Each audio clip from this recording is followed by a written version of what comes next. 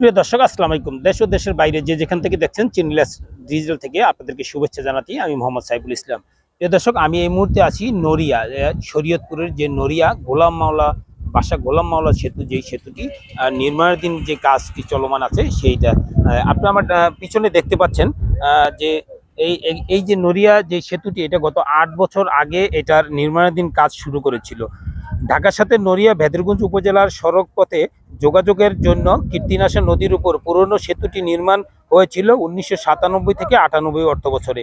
কিন্তু সেতুটি ঝুঁকিপূর্ণ হয়ে যাওয়ায় ২০১৫ সালে সব ধরনের যান চলাচল বন্ধ করে কর্তৃপক্ষ। তবে পায়ে হেঁটে চলাচল করতে পারত স্থানীয়রা, কিন্তু এখন আর সেই সুযোগ নেই। পুরনো সেতুটি ভাঙার পরই এখানে এই স্থানীয়দের লক্ষ লক্ষ লক্ষ স্থানীয়দের চলাচলের একমাত্র ভরসা হচ্ছে এখন নৌকা। সেই নৌকা দিয়েই তাদের প্রতিনিয়ত যাতায়াত করতে হয়।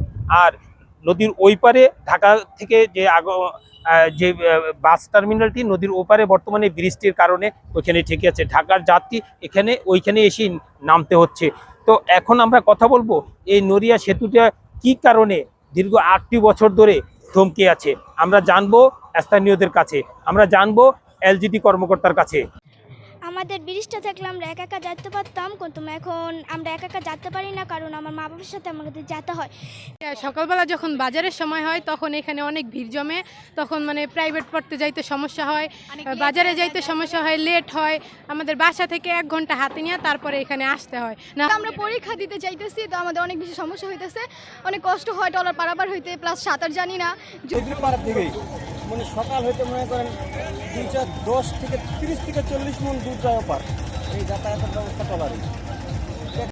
পদ্মা সেতুর বিরুদ্ধে লাগছে 5-6 বছর, আর এইটা সাধারণ একটু কীর্তনসা 3 নল পাস, সেটা লাগে 9 বছর।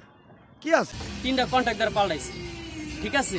আর কত বছর লাগে ঠিক হইতে, আর কয়টা কন্ট্রাক্টর যায় সেটা আমরা জানি না।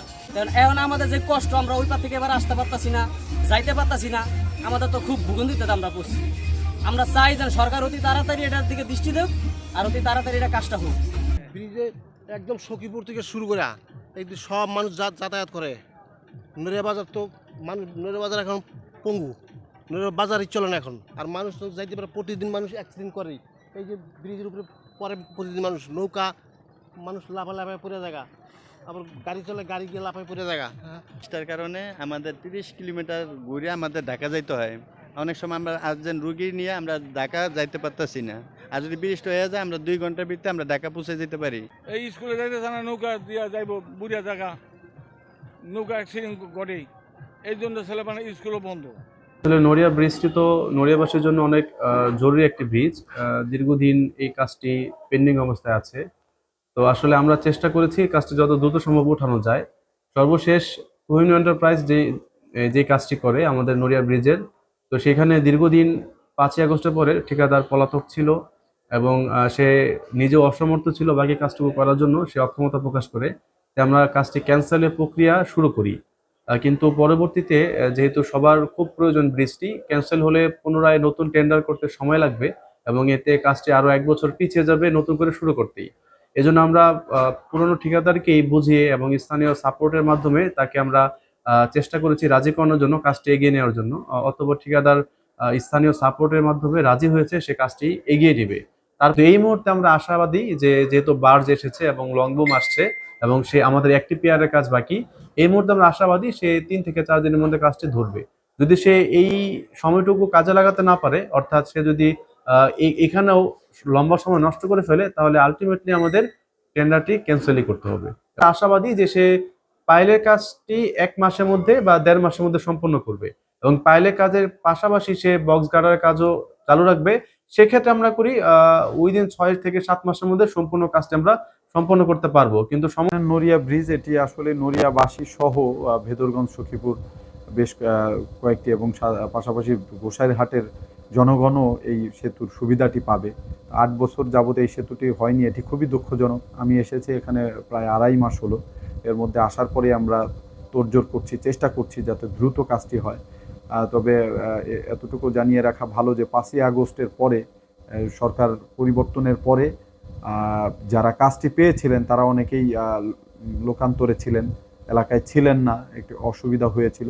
তা তাদেরকে বর্তমান স্থানীয় রাজনৈতিক নেতৃবৃন্দ তারা তাদেরকে মোটিভেট করেছেন যে তাদের অসুবিধা হবে না, কাজটি করার জন্য তাদেরকে সহযোগিতার জন্য বলেছেন।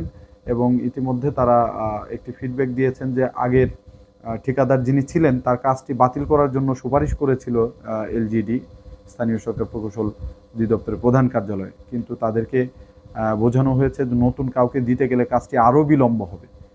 সুতরাং তাকে দিয়েই যদি কাজটি দ্রুত করে ফেলা যায় তাহলে নড়িয়াবাসীর প্রাণের দাবি যে নড়িয়া ব্রিজ, সেটি এই সুবিধা জনগণ পাবে।